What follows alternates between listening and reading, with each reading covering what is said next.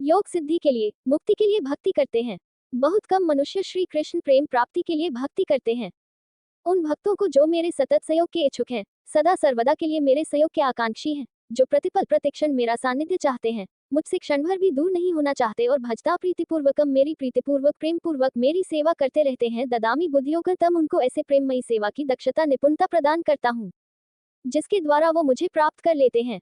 श्री कृष्ण कहते हैं, जो मेरे सतत सहयोग के आकांक्षी हैं, सदा सर्वदा मेरा सहयोग सानिध्य चाहते हैं और साथ में मेरी प्रेममयी सेवा करते हैं। यहाँ पर प्रीतिपूर्वकम अर्थात जिन्हें कृष्ण प्रेम प्राप्त हो चुका है, जिन्हें कृष्ण प्रेम प्राप्त हो जाता है, उनका लक्षण होता है वे श्री कृष्ण की सेवा के बिना, सानिध्य के बिना एक क्षण भर के लिए भी दूर नहीं रह पाते। इसलिए वे नित्य संयोग चाहते हैं। ऐसे प्रेमी भक्तों को साध्य भक्ति वालों को मैं बुद्धि योग देता हूँ। बुद्धि योग भगवान की विशेष कृपा है, जिस कृपा के फलस्वरूप प्रेमी भक्त भगवान श्री कृष्ण को नित्य नई नई सेवाओं के द्वारा वशीभूत कर लेता है, प्रेममयी सेवा में दक्षता प्राप्त कर लेता है। अतः कृष्ण प्रेम ही परम प्रयोजन है, यही गीता का तीसरा प्रतिपाद्य विषय है।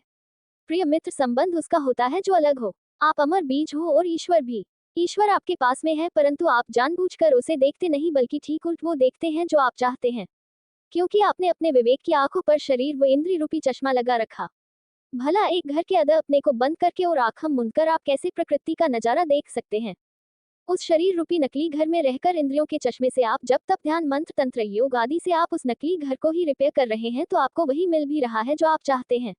अर्थात आप ईश्वर से संबंध रखना ही नहीं चाहते, केवल झूठा पाखंड कर रहे हैं। ईश्वर का नाम भी आपने तसल्ली से नकली रखा हुआ है, केवल मन बहलाने के लिए। क्या पानी का मंथन करके मक्खन निकाला जा सकता है? आप वही कर रहे हैं। पहले नकली चीजें निर्मित करते हो और उसमें ईश्वर रूपी मक्खन ढूंढते हो। मनुष्य से अज्ञानी व दिनहीन कोई भी जीव नहीं है। ईश्वर ने मनुष्य जीव को बुद्धि देकर बहुत दुख हो रहा होगा, क्योंकि मनमाफिक जो लगा रहा है, परंतु आंखों से चश्मा उतारना नहीं चाहता। जैसे शहर से बाहर पावर हाउस लगा हुआ है और हमें बिजली चाहिए घर रोशन करने के लिए। यदि हम घर बैठकर मंत्र तंत्र ध्यान योग व उल्टे लटकेंगे व बिजली बिजली चिल्लाएंगे, तो क्या हमारा घर रोशन हो जाएगा?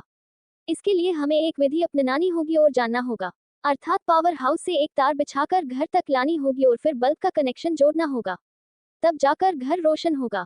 और ये ज्ञान द्वारा ही संभव होगा। संबंध जोड़ना चाहते हैं लेकिन ज्ञान रूपी तार बिछाते नहीं। बिछाते हैं भी तो नकली रस्सी बिछाकर चिल्लाकर पाखंड करके उस रस्सी को असली तार बनाने की व्यर्थ कोशिश कर रहे हैं।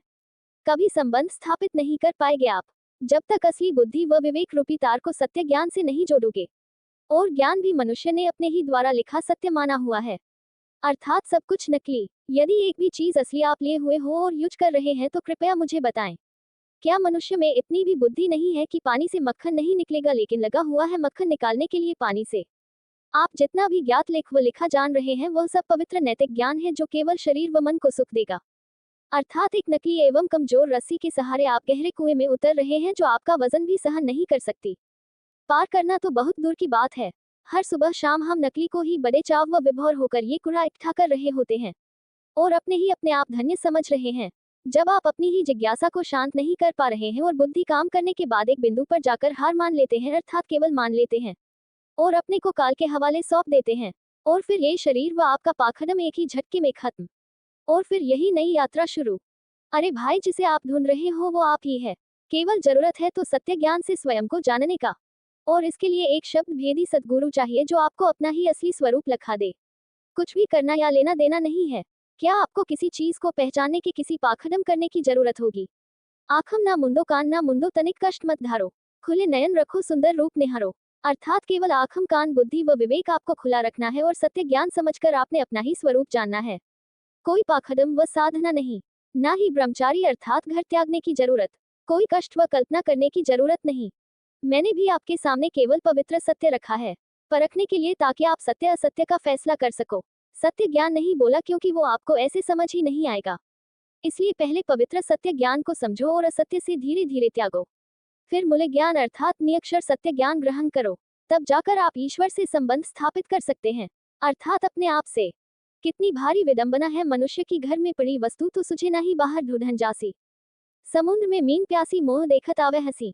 मेरा काम था आपके सामने सत्य रखना। विचार करना या ना करना आपका काम है। क्या मैंने असत्य तो नहीं कहा? कृपया अपने विचार अवश्य दे, लेकिन बुद्धि लगाने के बाद। ये अनमोल व सत्य ज्ञान आज के समय में मदन सहित पथ में श्री नितिन दास परम पूर्ण विवेकी शिष्य द्वारा सुनने को मिल रहा है। यदि आपको सत्य लगे तो इस अनमोल व गुप्त ज्ञान को समझे। उनका चलन है, कहत कबीर भाई सुनो भाई साधो। आप स्वयं ज्ञान को परख कर बुद्धि व विवेक से समझकर अपना उद्धार कर सकते हैं। ज्ञान को निष्पक्षता से सुनना, केवल सत्य। नमस्कार, ज्यादा जानकारी के लिए फॉलो करें। नमस्कार।